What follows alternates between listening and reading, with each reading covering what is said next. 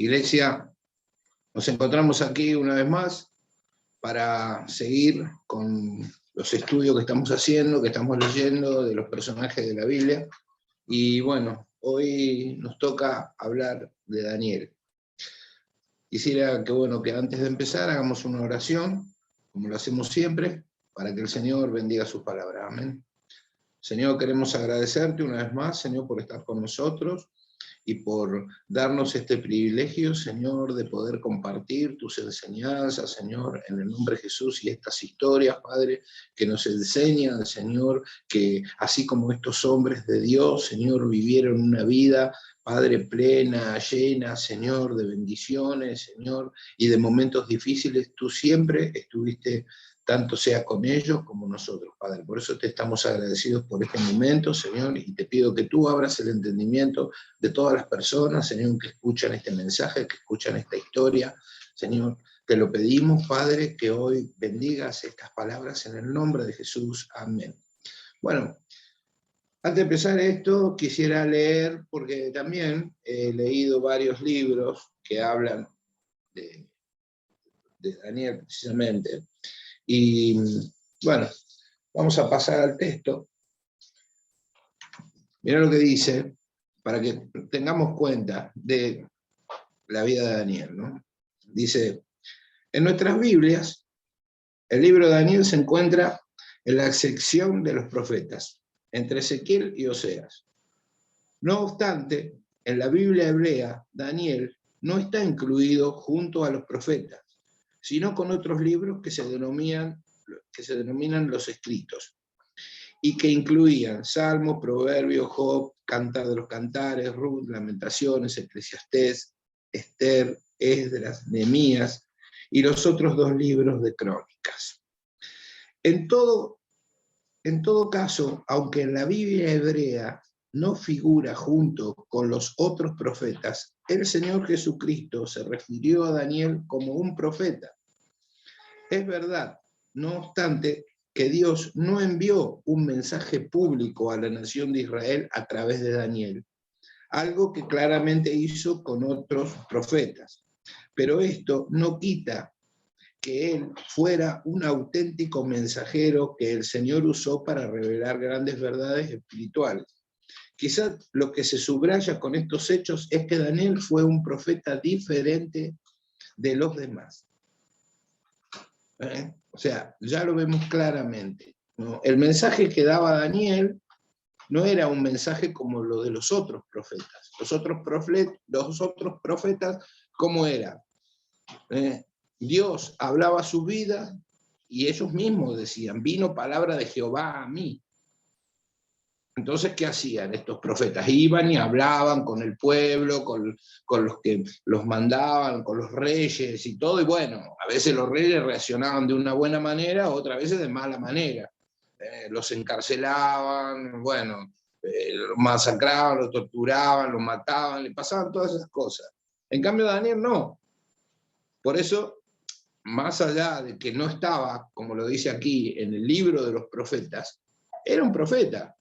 Era una persona utilizada por el Señor.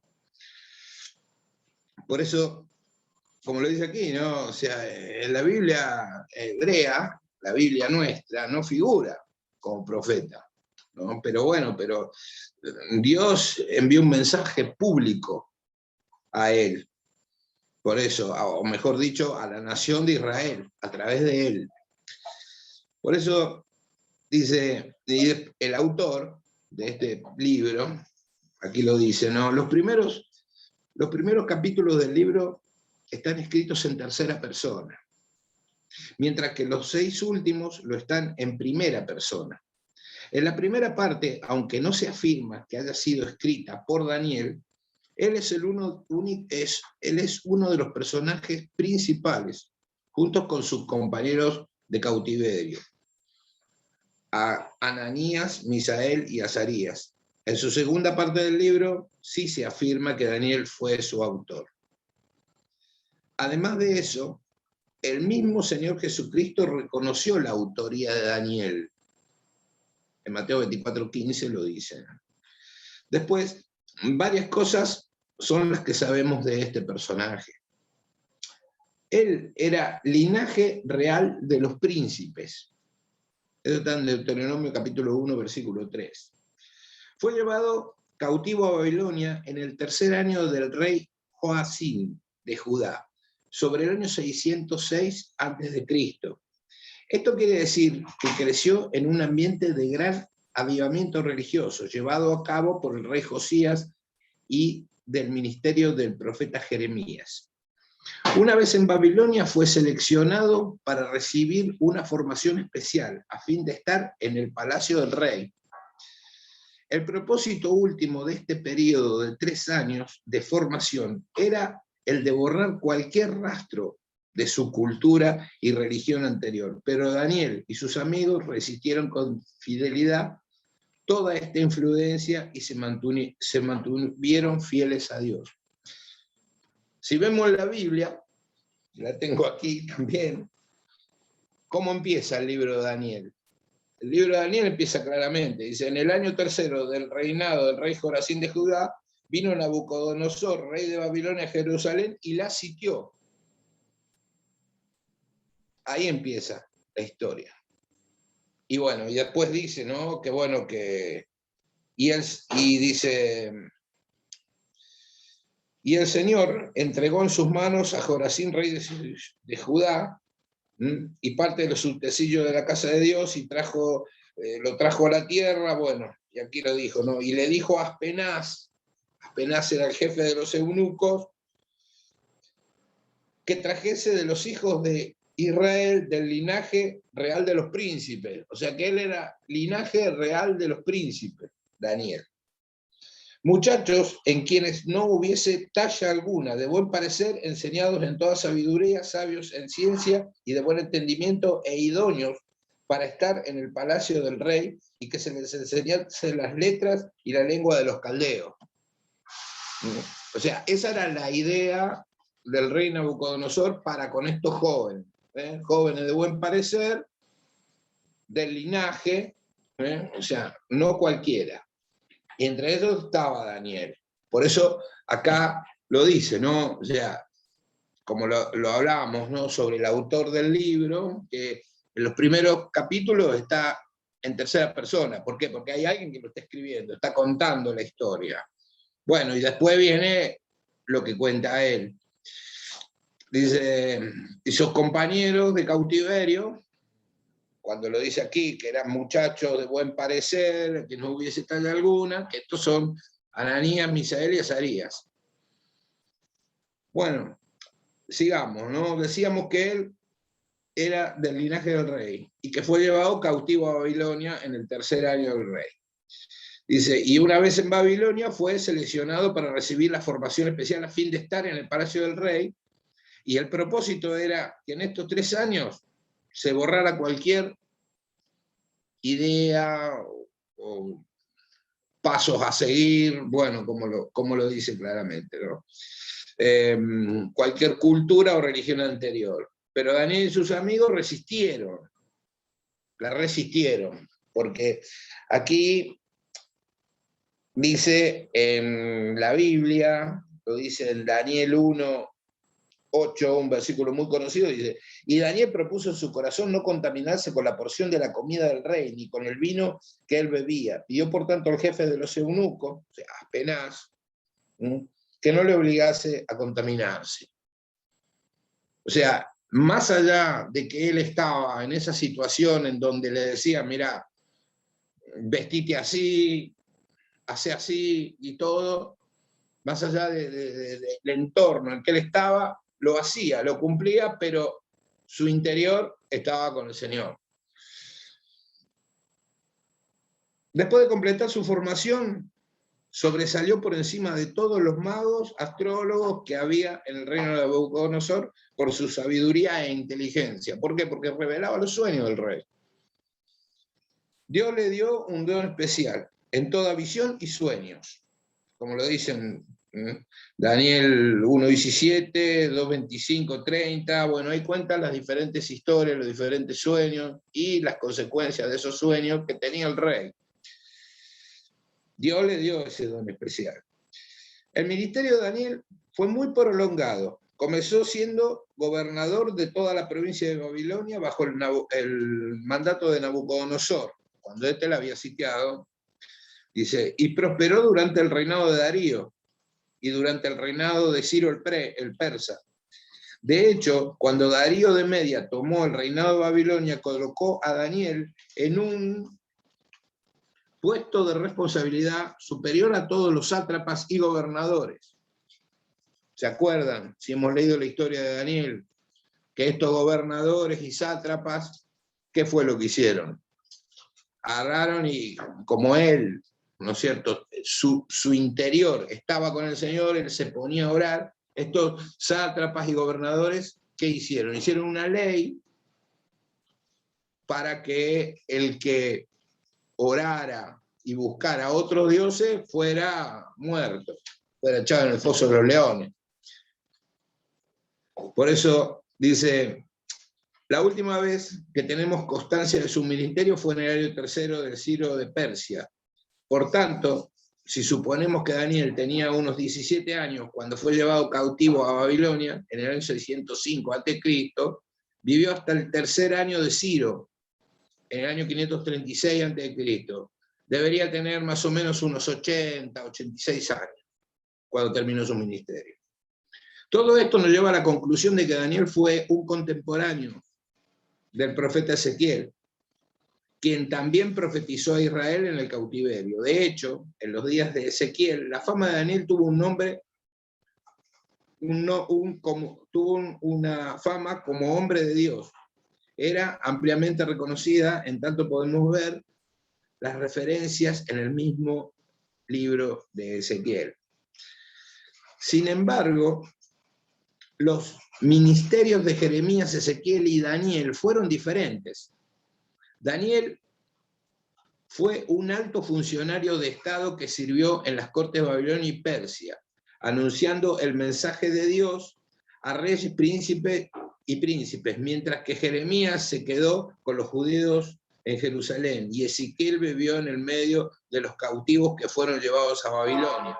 Por otro lado, mientras que Jeremías y Ezequiel eran profetas que se dedicaban completamente a la predicación de la palabra, Daniel fue un hombre de Estado que usaba las oportunidades que Dios le daba en ese ambiente para transmitir el conocimiento del Dios eterno. O sea, ahí está la diferencia, como hablábamos recién, ¿no?, de que él no está en el libro de los profetas. ¿Por qué? Porque era una herramienta utilizada por Dios ahí, en ese cautiverio, con esas personas, con otras ideas y con otros dioses. Él estaba ahí. Y hace una pregunta acá. No, dice, ¿cuánto necesita nuestro mundo moderno de profetas del tipo de Daniel? Que sean capaces de servir a Dios con fidelidad en altas esferas del gobierno y de las naciones. Qué bueno sería encontrar políticos creyentes que supieran aprovechar las oportunidades que sus cargos les confieren para proclamar el mensaje divino y promocionar los principios de la palabra de Dios. Así como fue Daniel. Por eso podemos decir que es un hombre de renombre, Daniel, el profeta. Si hoy, imagínate si hoy hubiera en el gobierno del mundo o alguien que gobierna una nación, un Daniel, que daba buenos consejos, ¿no?, que hablaba, que respondía por su pueblo, obviamente bajo la palabra de Dios. Por eso Daniel siempre demostró un amor profundo hacia Dios y hacia su pueblo Israel. Y aunque el texto no nos dice nada, es probable que tuviera algún tipo de influencia en la decisión de Ciro de facilitar el retorno de los judíos a Jerusalén para la reconstrucción del templo, como lo dice en el libro de Esdras, porque ahí fue donde ellos volvieron, el pueblo. Y bueno, o sea, acá tenemos más o menos información de lo que fue, mejor dicho, este hombre. Y leyendo el libro que estamos cada día leyendo, dice, Daniel nos enseña que ser un joven sin experiencia en la vida no siempre significa estar en desventaja ante los adultos. La característica de un joven que mejor puede ganar el respeto de sus mayores es la sabiduría que demuestra en su hablar y en sus acciones. Daniel y sus amigos habían sido tomados de sus hogares en Judá y desterrados a Babilonia. Sus futuros eran inciertos, pero tenían cualidades que les permitían trabajar como siervos en el palacio del rey. Estos muchachos aprovecharon la oportunidad que se presentó, pero no permitieron que la oportunidad cambiara su forma de ser. La primera revelación del gran carácter de Daniel la vemos cuando con firmeza y sencillez rehusó renunciar a las convicciones dietéticas. Uno de los beneficios de ser escogido para servir en el palacio real era comer de la comida del rey. Sin embargo, Daniel eligió un menú más simple y demostró que fue una elección saludable. Él había cumplido la voluntad de Dios en su vida y no estaba dispuesto a cambiar sus buenos hábitos que había adquirido. Su dieta física y espiritual era muy importante para su relación con Dios. Se aseguró de ser selectivo como lo que iba a comer y llevar una vida de oración. Al igual que Daniel, la comida puede ser para nosotros una prueba que enfrentamos diariamente cuando estamos tratando de controlar nuestro apetito. Fíjense en esto. O sea, Daniel todos los días vivía en esa prueba, podemos decir, en esa presión. Pero él había superado todo eso. ¿Pero por qué? Porque desde el principio había tomado esa lección de no contaminarse con lo consagrado de los ídolos, con la comida del rey. Él ya lo tenía eso adentro. Entonces, eso fue el pilar, eso fue la base en la cual él construyó su vida mientras estuvo en ese cautiverio. Porque lo vemos aquí, como lo dice, ¿no? Daniel limitaba su comida, pero no limitaba su tiempo de oración. Se comunicaba continuamente con Dios, porque lo había convertido en un hábito. Se aferró a las convicciones, a pesar de que eso significaría terminar en el foso de los leones hambrientos. Cuando, como lo habíamos visto aquí, cuando el rey de Persia lo había puesto con los sátrapas, ¿qué pasó? No, ellos ahí pusieron una ley para que no buscara al Señor. Y terminó en el pozo de los leones. ¿Pero qué pasó? Pero el Señor lo protegió y lo guardó. ¿Por qué? Por ese fundamento que él tenía adentro de su corazón. Por eso él limitaba su comida, pero no su tiempo de oración. O sea que él siempre estaba, y lo hacía, como dice el libro, también, como dice la Biblia, lo hacía 3 veces por día. Él estaba 3 veces por día con el Señor.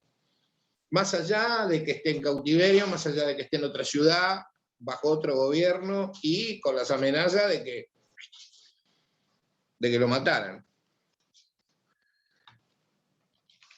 Por eso, ¿qué tan firme es tu fe en Dios? Dice la pregunta, ¿no? ¿Obedecerías sus instrucciones a pesar de las consecuencias? Hoy en el mundo, o sea, estamos dispuestos. Todos los días estamos con personas, por lo menos a mí, me sucede que estoy con personas que la mayoría son todos incrédulos. Y hablarle de Dios es como que, no sé, es como que en la casa explotaría una bomba de humo, un gas lacrimógeno, así. No, yo no tengo nada que ver. No, yo con esto, no. Esto a mí no me interesa, o yo soy ateo, te dicen al principio. Eso es algo que todos los días nos rodea. La misma palabra lo dice, ¿no? Que se conviertan ellos a ti, no tú a ellos. Por eso, Daniel tenía firme su fe. ¿Qué es eso? Ganar, que nosotros podamos tener firme la fe como la tuvo Daniel. obedecería sus instrucciones a pesar de las consecuencias de llegar a un lugar. ¿Cuántas personas han sido discriminadas por hablar del Señor? O hasta no le han permitido. Mirá, si estás acá no me hables del Señor.